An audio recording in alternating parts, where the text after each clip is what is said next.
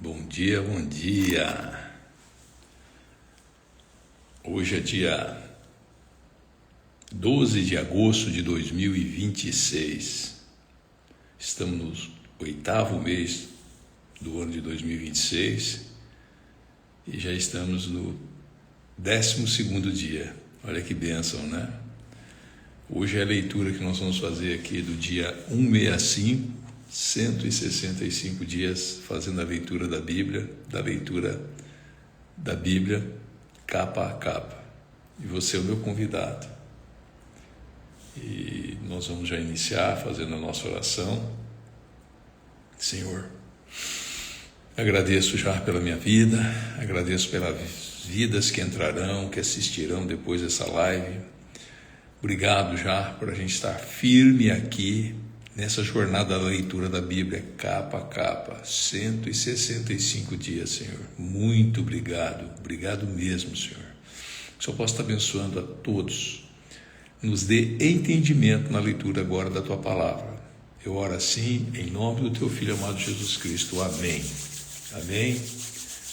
Então hoje nós vamos ler aqui 2 Reis 15 e 16 no Velho Testamento, Gálatas 3 no Novo Testamento, Provérbios 12 e Salmos 15. Então a gente inicia no 2 Reis 15, primeiro versículo, o reinado de Uzias de Judá.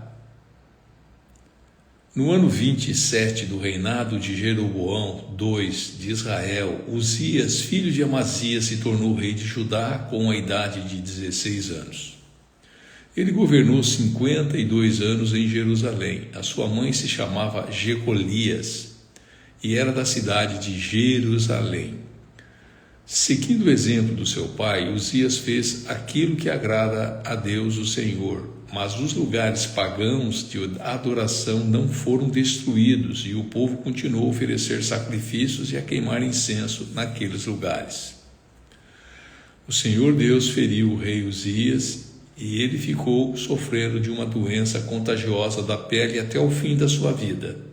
Ele morava numa casa separada e era o seu filho Jotão quem cuidava das coisas do governo e reinava no país.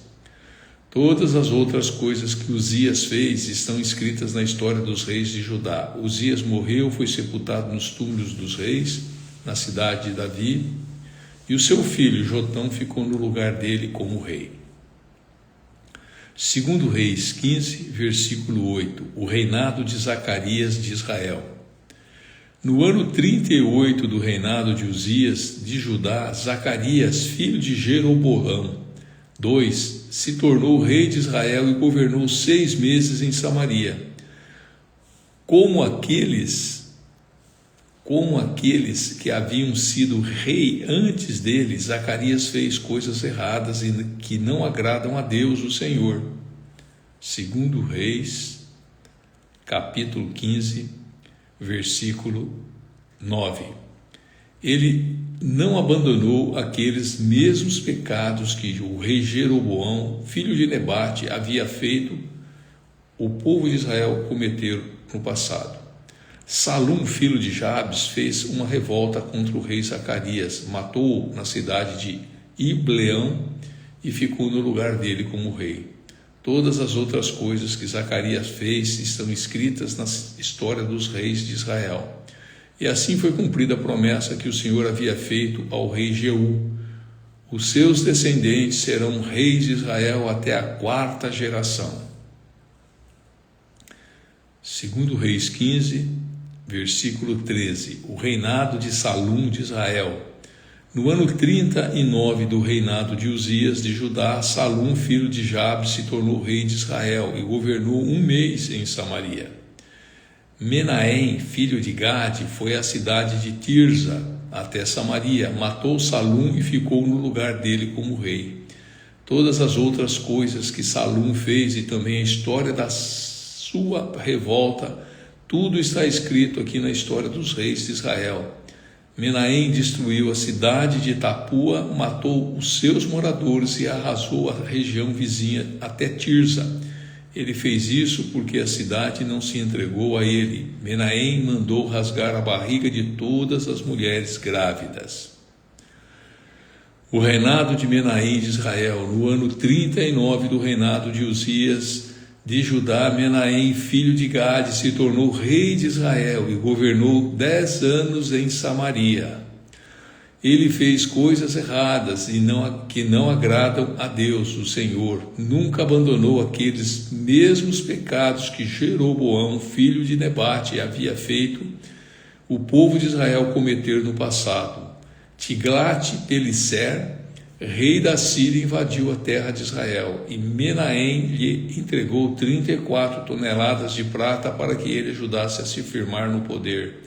Para conseguir esse dinheiro, Menahem obrigou os homens ricos de Israel a contribuírem com 50 barras de prata cada um. E assim Tiglat-Pileser voltou para a sua terra. Todas as outras coisas que Menahem fez estão escritas na história dos reis de Israel. Ele morreu e foi sepultado, e o seu filho Pecaías ficou no lugar dele como rei. Segundo Reis 15, versículo 23, o reinado de Pecaías de Israel. No ano 50 do reinado de Uzias de Judá, Pecaías, filho de Menahem, se tornou rei de Israel e governou 2 anos em Samaria. Ele fez coisas erradas que não agradam a Deus, o Senhor, e nunca abandonou aqueles mesmos pecados que Jeroboão, filho de Nebate, havia feito o povo de Israel cometer no passado. Um oficial do exército de Pecaías, chamado Peca, filho de Remalias, junto com 50 homens de Gileade, fez uma revolta, matou Pecaías na fortaleza do palácio de Samaria e ficou no lugar dele como rei. Todas as outras coisas que Pecaías fez estão escritas na história dos reis de Israel. O reinado de Peca de Israel. No ano 52 do reinado de Uzias de Judá, Peca, filho de Remalias, se tornou rei de Israel e governou 20 anos em Samaria. Ele fez coisas erradas que não agradam a Deus, o Senhor, e nunca abandonou aqueles mesmos pecados que Jeroboão, filho de Nebate, havia feito o povo de Israel cometer no passado. Durante o reinado de Peca, que Tiglat-Pileser, rei da Assíria, conquistou as cidades de Ijon, Abel-Bet-Maacá, Janos, Quedes, Azor e as regiões de Gileade, Galiléia e Naftali, e levou os seus moradores como prisioneiros para a Síria. No ano 20 do reinado de Jotão, filho de Uzias, como rei de Judá, Oséias, filho de Elá, fez uma revolta contra o rei Peca, matou e ficou no lugar dele como rei. Todas as outras coisas que Peca fez estão escritas na história dos reis de Israel.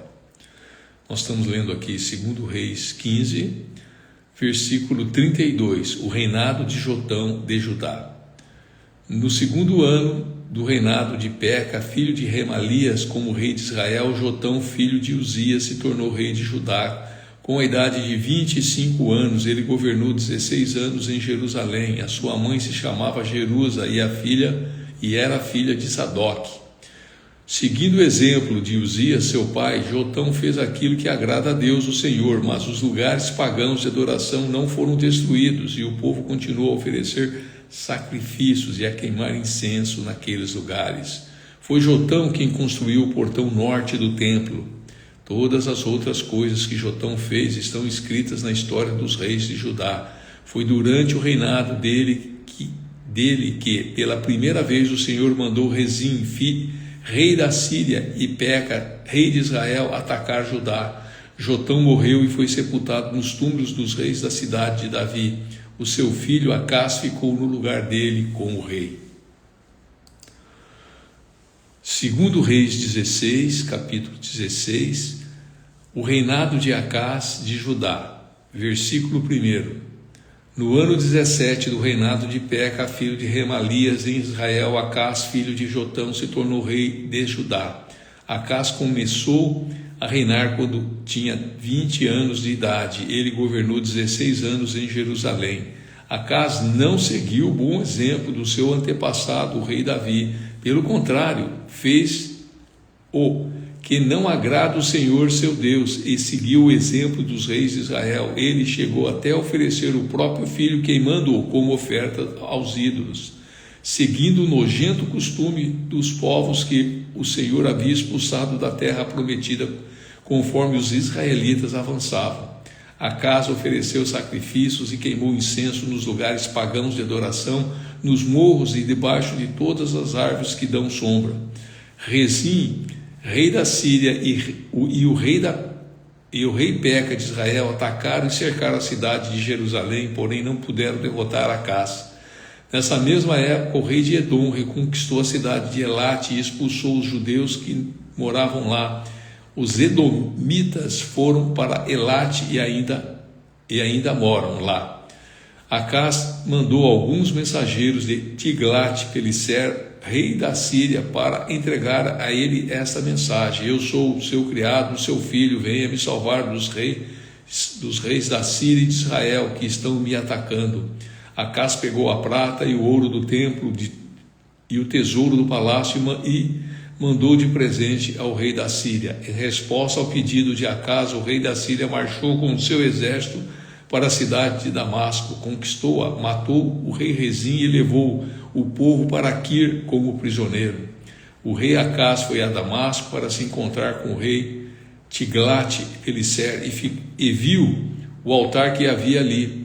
Então mandou para o sacerdote Urias o desenho e o modelo do altar com todos os detalhes.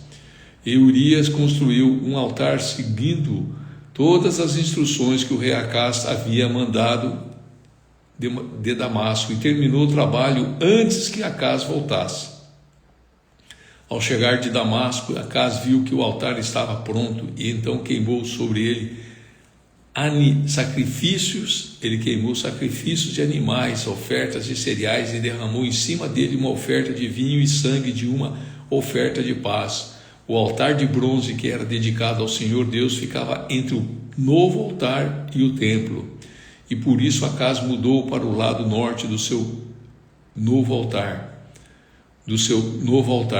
Então deu a Urias a seguinte ordem: use esse meu altar grande para as ofertas que são completamente queimadas de manhã, e para a oferta de cereais da tarde, e para as ofertas que são completamente queimadas, e as ofertas de cereais do rei e do povo, e também para as ofertas de vinho do povo. Derrame sobre o altar o sangue de todos os animais que forem sacrificados, mas deixe o altar de bronze a fim de que eu o use para adivinhações. E Urias fez o que o rei mandou.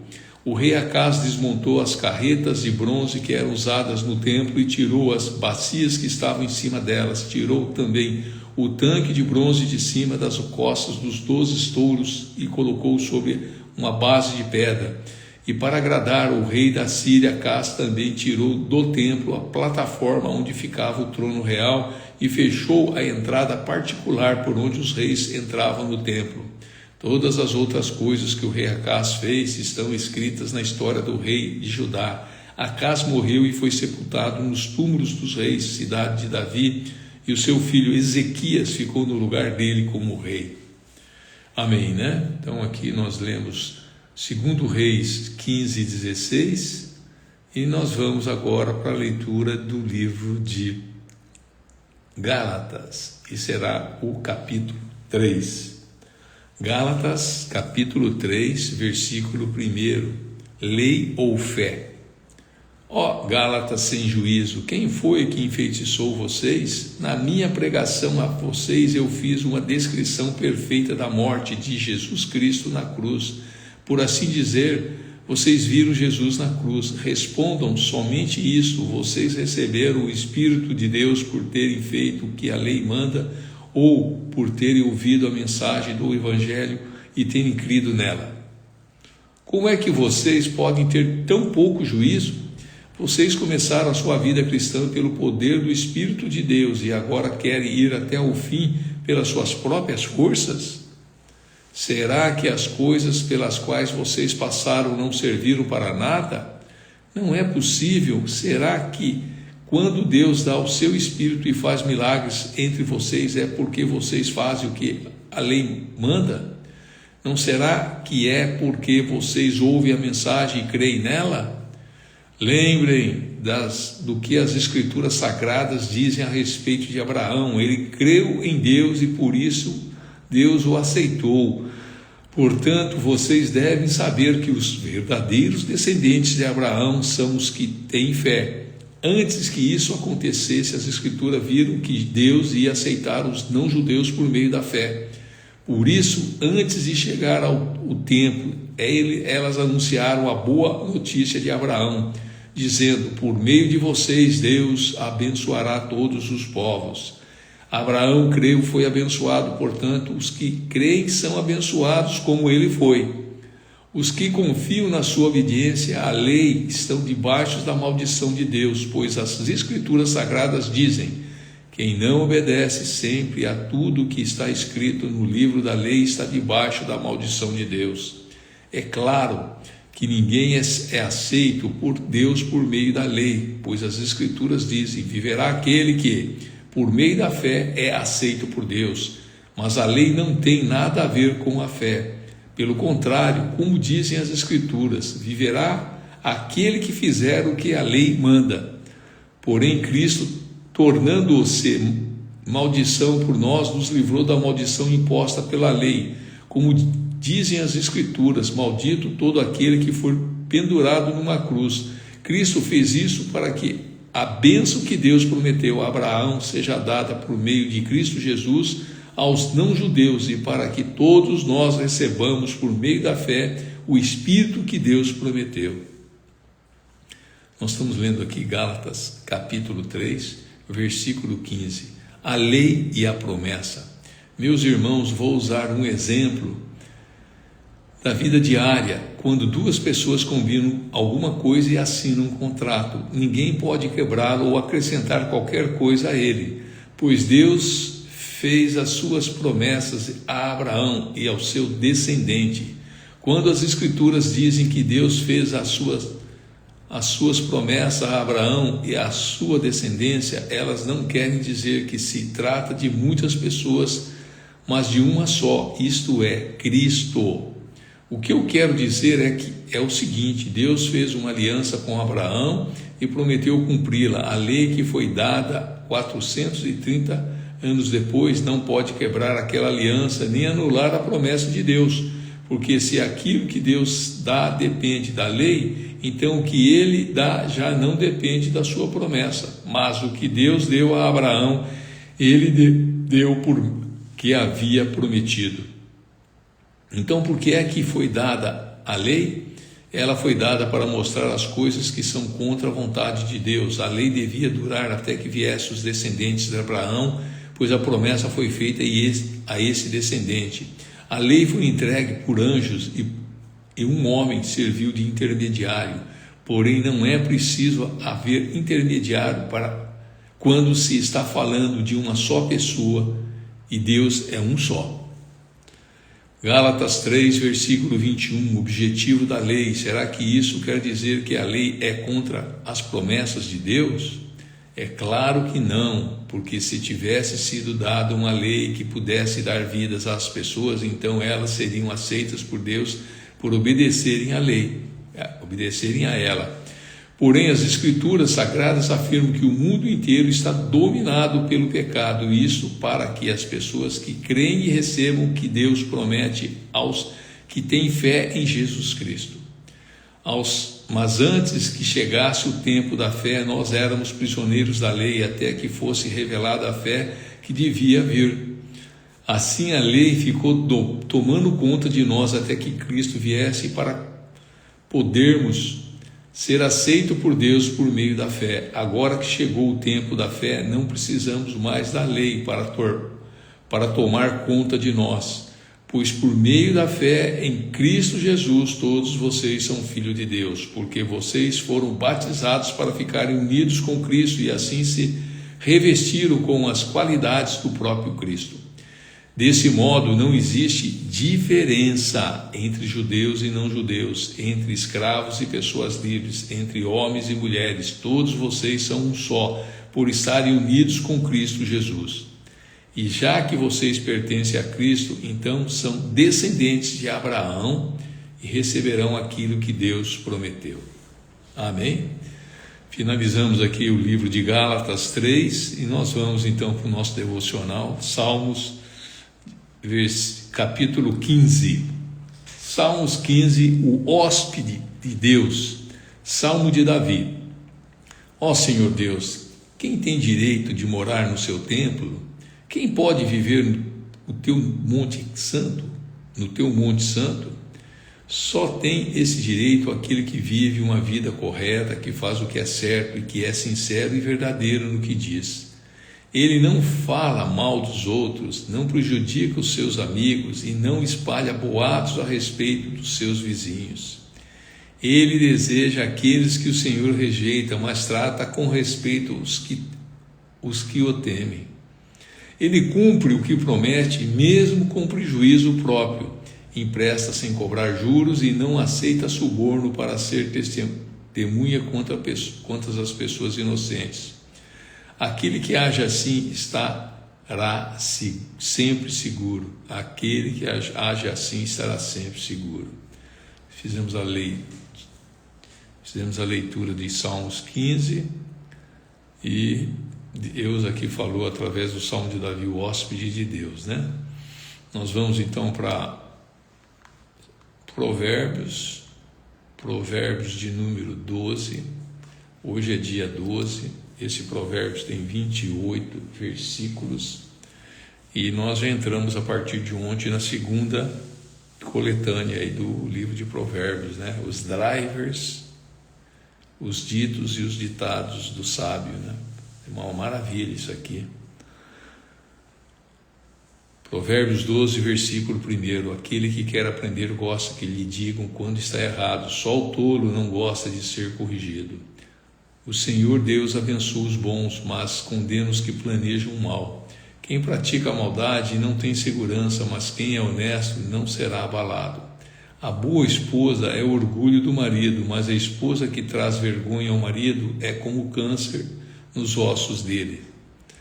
Quem é honesto trata todos com sinceridade, mas quem é mau vive enganando os outros. As palavras dos maus são uma armadilha mortal, mas as palavras das pessoas corretas salvam os que estão em perigo. Os maus estão destruídos e não deixarão descendentes, mas a família do homem correto permanecerá. Quem tem compreensão recebe elogios, mas quem tem coração perverso é desprezado. É melhor ser uma pessoa comum e trabalhar para viver do que bancar o rico e passar fome. Os bons cuidam bem dos seus animais, porém o coração dos maus é cruel. Quem cultiva a sua terra tem comida com fartura, mas quem gasta o tempo com coisas sem importâncias não tem juízo. Os perversos querem viver daquilo que os maus conseguem, mas os bons continuam firmes fazendo o bem. Os maus são apanhados na armadilha das suas próprias palavras, mas os homens direitos conseguem sair das dificuldades. Você será recompensado pelas coisas boas que disser e receberá de volta aquilo que fizer. O tolo pensa que sempre está certo, mas os sábios aceitam conselhos. Quando o tolo é ofendido, logo todos ficam sabendo, mas quem é prudente faz de conta que não foi insultado. Quando a verdade é dita, a justiça é feita, mas a mentira produz a injustiça. As palavras do falador ferem como pontas de espada, mas as palavras do sábio podem curar. A mentira tem vida curta, mas a verdade vive para sempre. Aqueles que planejam o mal acabarão mal, porém os que trabalham para o bem dos outros encontrarão a felicidade. Nada de ruim acontece com os homens honestos, porém os maus só encontram dificuldades. O Senhor Deus detesta os mentirosos, porém ama os que dizem a verdade. A pessoa prudente esconde a sua sabedoria, mas os tolos anunciam a sua própria ignorância. O O homem esforçado mandará nos outros, mas o preguiçoso se tornará o escravo. As preocupações roubam a felicidade da gente, mas as palavras amáveis nos alegram. Quem é direito serve de guia para o seu companheiro, porém os maus se perdem pelo caminho. O preguiçoso não consegue o que deseja, mas o homem trabalhador ficará rico. A honradez é o caminho para a vida, mas a falta de juízo é a estrada para a morte. Amém? Foi feita aqui a leitura de 28 versículos do capítulo 12 de Provérbios. Aqui a gente conseguiu encontrar, então, dentro desses drives aos sábios, né? A drives aqui dos ditados, dos ditados dos ditos do sábio, o homem sábio, o homem tolo e o homem preguiçoso. Vocês têm aqui uma leitura maravilhosa aqui nesse livro de Provérbios. O versículo que eu marquei é o 22. A pessoa prudente esconde a sua sabedoria, mas os tolos anunciam a sua própria ignorância. Perdão. 22. O Senhor detesta os mentirosos, porém ama os que dizem a verdade, né? Então, por isso que tem lá: a verdade liberta. E quem vive se justificando, dando desculpa, estão falando mentiras, né? Então, o Senhor detesta os mentirosos, mas ama os que dizem a verdade. Amém? Finalizamos a leitura aqui do dia 165 e nós já vamos fazer um agradecimento a Deus. Fechem os seus olhos. Senhor, a Ti rendo graças, porque o Senhor é bom e nos ouve todos os dias. O Senhor está presente conosco aqui, ouvindo e agradecendo. Obrigado pelo seu amor, pela sua graça e pela sua misericórdia que não tem fim. Obrigado, Senhor, pelo entendimento da leitura da palavra do dia de hoje. O Senhor tem mostrado aqui coisas maravilhosas, Senhor, dentro da história ali em 2 Reis 15, 16, que nós lemos, lá em Gálatas 3, aqui em Salmos de número 15 e também em Provérbios 12. Senhor, é uma maravilha, Senhor. O Senhor tem nos ajudado muito. Fica conosco, Senhor. Abençoa esse dia, essa quarta-feira. Abençoa minha filha, onde quer que esteja lá, onde ela vai chegar, que o Senhor possa estar cuidando dela. Abençoa aqui meus netos, a minha esposa, que o Senhor possa também estar dando livramento para ela em todos os deslocamentos. Fica com a minha vida, a vida do Gabriel, a vida da Karina, do Rafael. Ser com todos, Senhor. Muito obrigado. Só tenho que agradecer por tudo. Eu oro em nome do Teu Filho amado Jesus. Amém, né? Então, amém. Até amanhã e que vocês tenham uma extraordinária quarta-feira.